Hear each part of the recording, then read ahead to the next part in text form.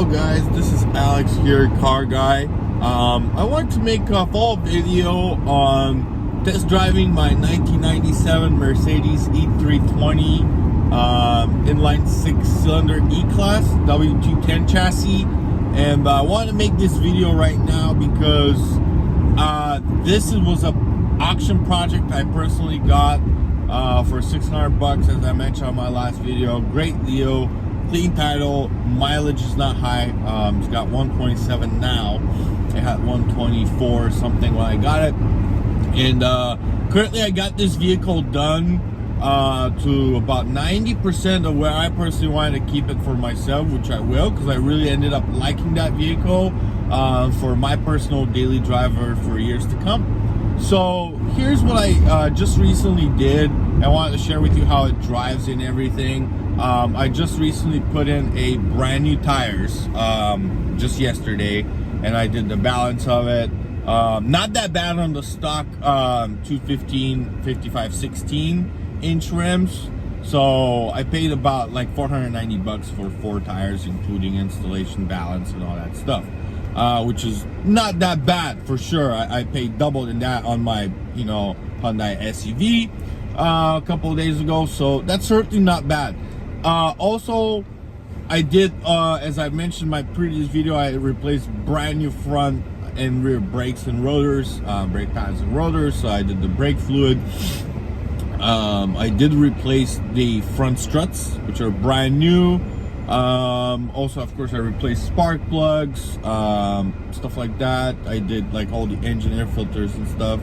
And pretty much the vehicle currently drives very smooth. I was actually very impressed when I got this vehicle, because that was like my 10th Mercedes, and I've owned many S-Classes, and I've owned a couple CLKs, one coupe and one convertible, but I've never owned the E-Class sedan, and I've actually wanted to own the E-Class sedan like that, the split glasses body style, the W210, ever since university. One of my buddies back home had one of these, and it was really smooth. It was the diesel one, and it was pretty basic, no leather seats or anything like that, but it really drove very smooth, and I was actually very impressed. So that was my time to get one and to own one. And I was actually really impressed the way this vehicle currently drives. It drives very smoothly, goes over the bump very well. It's very firm.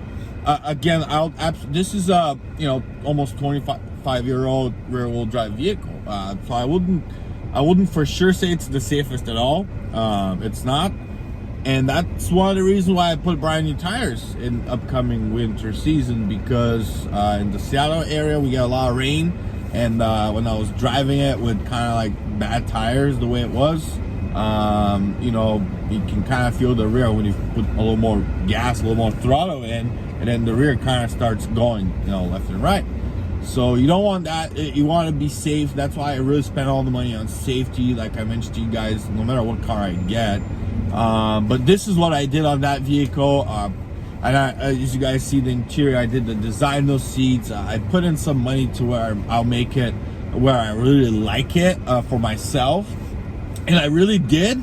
The only thing currently in terms of safety, there's an airbag light on, but that's totally my fault because I replaced the wooden steering wheel, which was, that caused the airbag light to come on, which is something that, because the connector is the same as something, if they reset it, I'm pretty sure it will go away. The other thing is just very minor.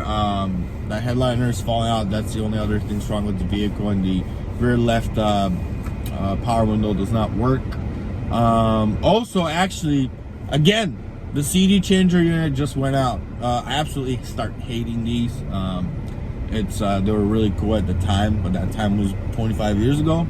So I'm just thinking about getting a whole new like aftermarket head unit where I can hook it up with my Bluetooth and all that kind of stuff, not be CD changer dependent. So those are the only things currently wrong with the vehicle. And the only other thing I'll do to it, because right now it's got the 16-inch stock rims on it. Probably at one point I'll replace the AMG monoblocks rims, which probably I'll get the 17s or the 18-inch, and this car will absolutely fall asleep. It will look perfectly smooth on that vehicle. So these are the stuff I did in terms of safety. Based off of that stuff I've did, I assume to say this vehicle drives very smooth. I do feel safe in it. It goes straight, goes safe over the bumps. It stops very instant. It's not extremely heavy, so it's not that difficult to stop. And it looks very good. So I'm really happy with the result of all the mechanical stuff I did to it in terms of drive. It is a safe vehicle to drive. Again, you do want to make sure that you have, especially on these, you want to make sure you have solid tires, if not brand new, at least one that are very good. You want to do, of course, the brakes. They're not expensive. And also struts.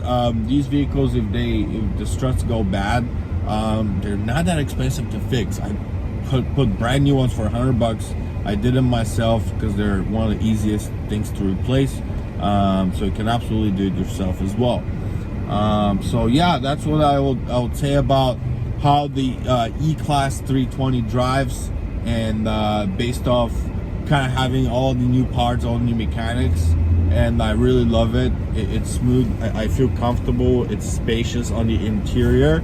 Again, it's not your S-Class because I've owned many of these, but it still has got cup holder, mine actually 2 cup holders, armrest. It's very smooth. Power seats. This one's got the cold package with the heated seats, memory. It all works. So I mean, it's just perfect vehicle. So I'm again, great project, great vehicle for either a first-time buyer, either somebody who is liking the classic, want to keep one for a long time and enjoy it. It's a great car to keep, in the garage, just driving around. Again, the biggest thing that can go wrong with this vehicle is the transmission. That it's mostly common. I've actually met a gentleman who had that happen to him. He had a 98 E320 with the V6, and he had a transmission go out. He actually told me he found a transmission shop down in his local area, about 40 minutes south of here, and he paid like $1,400 to put a brand new conductor plate transmission, and it comes with like a 1-year warranty. So not bad at all, actually. Most transmission jobs will be a lot more expensive than this. So yeah, this is a good vehicle to maintain, to have, to keep and drive. I'll definitely recommend it. And they drive very smooth, especially the sedans, because they're 4-door, a little longer, and they're actually pretty spacious, pretty comfortable. So hopefully that video helps you enjoying it. And if you have any questions, comment below. I'll answer any questions of how much I spent on it and stuff like that. Again, the last reason I would say that this is a great vehicle is currently the amount of money I'm into it, which I believe is still just shy under $4,000. Is, I mean, if I have that vehicle for years to come, I can still sell it for more, which is essentially will have that vehicle paying off for itself, which at the end of the day is one of my goals. So hopefully that helps. Again, like and subscribe, comment below, so I can see if there's anything I can help with, answer. Thank you, and have a great day.